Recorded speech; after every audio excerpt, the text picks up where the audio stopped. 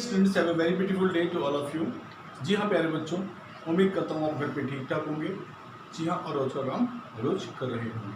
प्यारे बच्चों, आज हम पढ़ने वाले हैं एक इम्पॉर्टेंट क्वेश्चंस, वो भी केंजियन थ्योरी से। चैप्टर यही है हमारा शॉर्ट रन इक्विलिब्रियम, और इस चैप्टर के अंदर जो हमें पढ़ना है वो पढ़ना है कि what are the basic assumptions of Keynesian theory. Keynesian theory की बेसिक एजम्पशंस कौन कौन सी हैं, या फिर कह सकते हैं कि वो कौन कौन सी 3 इंपॉर्टेंट एजम्पशंस हैं जो इक्विलिब्रियम जीडीपी से रिलेटेड है। दोनों का एक ही जवाब है कि वो 3 एजम्पशंस हैं: short run analysis, two sector closed economy और एएस इज परफेक्टली इलास्टिक। इन्हें ही हम केंजियन थ्योरी की एजम्पशंस या फिर इक्विलिब्रियम जीडीपी की एजम्पशंस के नाम से जानते हैं। तो प्यारे बच्चों, मैं एक एक चीज को एलाबोरेट करके ज्यादा समझाने की कोशिश करता हूं।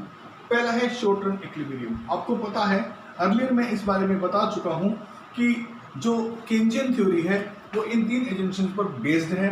आज बताने वाला हूं कि इन तीनों के अंदर क्या इंपॉर्टेंट है और ये क्यों जो है इस्तेमाल की जाती है केंजियन थ्योरी को एक्सप्लेन करने के लिए। शॉर्ट रन पीरियड का मतलब होता है एक इतनी छोटी अवधि जिसके अंदर टेक्नोलॉजी में चेंज नहीं आएगा। शॉर्ट रन पीरियड एनालिसिस का मतलब है, शॉर्ट रन का मतलब है वो छोटा स्पेन ऑफ टाइम, वो स्मॉल स्पेन ऑफ टाइम जिसके अंदर हम लोग लेबर को इंक्रीज करके, लेबर को बढ़ा करके आउटपुट को बढ़ा सकते हैं। टेक्नोलॉजी उसमें कांस्टेंट रहने वाली है, टेक्नोलॉजी में कोई चेंज नहीं आएगा। अब वैसे भी जानते हैं कि जो टेक्नोलॉजी बदलती है उसमें समय लगता है। एक लंबे समय अवधि के बाद टेक्नोलॉजी में चेंज आता है, शॉर्ट रन के अंदर टेक्नोलॉजी में चेंज नहीं आता है।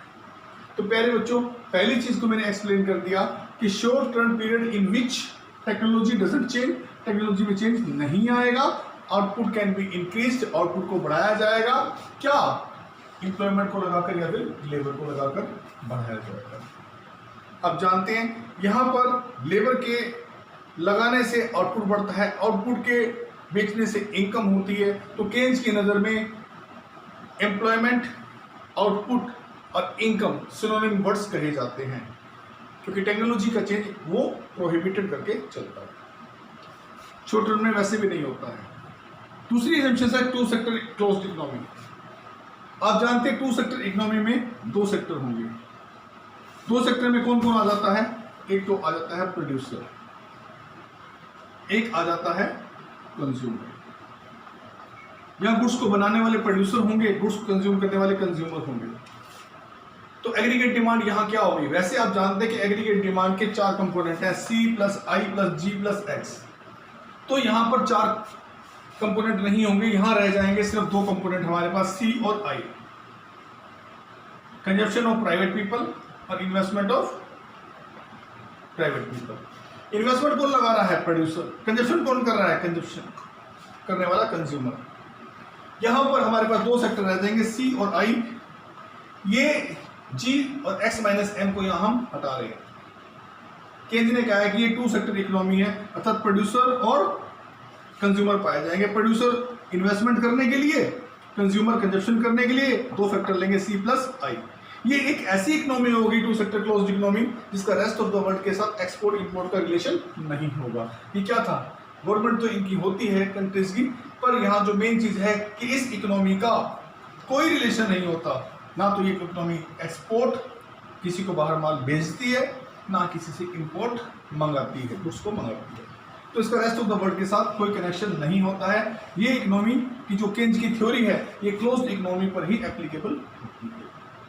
तीसरी बात जो मैं आपको बताने वाला हूं, एएस इज परफेक्टली इलास्टिक। मैं शुरू से यही कहता आ रहा हूं कि केंज ने ये माना कि एग्रीगेट सप्लाई जो है वो परफेक्टली इलास्टिक है। इसका मतलब ये है जरूरत पड़ने पर एएस में ही चेंज आएगा, एग्रीगेट सप्लाई में ही चेंज आएगा। डिमांड बढ़ती है, सप्लाई को बढ़ाया जा सकता है, बढ़ाया जाएगा। डिमांड कम होती है, सप्लाई को घटा दिया जाएगा। यानी जो चीज इलास्टिसिटी आई है, जो परिवर्तन होना है, जो चेंजेस आने हैं, वो आपकी एग्रीगेट सप्लाई में ही आने हैं। क्यों आने हैं? क्योंकि एग्रीगेट सप्लाई देना किसका काम है? प्रोड्यूसर का। प्रोड्यूसर को लगता है डिमांड बढ़ी है तो उसको प्रॉफिट बढ़ने के चांसेस होते हैं, इसलिए वो गुड्स को और प्रोड्यूस करता है, सप्लाई को बढ़ाता है।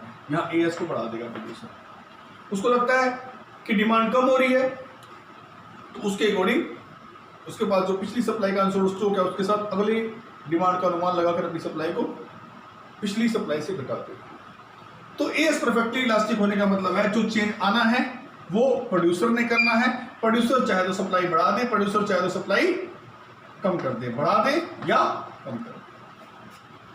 और प्रोड्यूसर के हाथ में सप्लाई बढ़ाना या कम करना है। डिमांड तो प्रोड्यूसर के हाथ में है ही नहीं, इसलिए एग्रीगेट डिमांड का कोई पक्ष यहां पर मैं नहीं रख रहा हूं, क्योंकि वो एग्रीगेट डिमांड जो है वो कंज्यूमर करते हैं। यहाँ जो भी रोल है प्रोड्यूसर का है। Producer supply S perfectly elastic होने का मतलब भी यही है कि अकॉर्डिंग टू डिमांड सप्लाई को बढ़ाया जा सकता है, अकॉर्डिंग टू डिमांड सप्लाई को घटाया जा सकता है। मेरे बच्चों, ये 3 जो केंजियन थ्योरी की एजम्पशंस थी, ये मैंने आपके सामने पूरी तरह से कम्प्रिहेंसिवली एक्सप्लेन कर दी हैं।